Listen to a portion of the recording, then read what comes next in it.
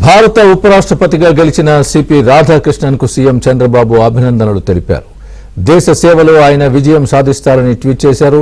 సామాజిక ప్రజాస్వామిక విలువల్ని కాపాడడంలో రాధాకృష్ణన్కు ఉన్న అపారమైన అనుభవం ఉపయోగపడుతుందని అన్నారు.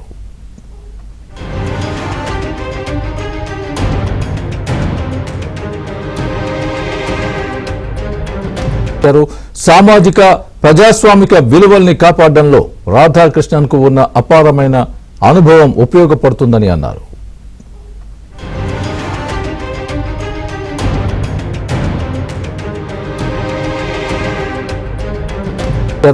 సామాజిక ప్రజాస్వామిక విలువల్ని కాపాడడంలో రాధాకృష్ణన్కు ఉన్న అపారమైన అనుభవం ఉపయోగపడుతుందని అన్నారు.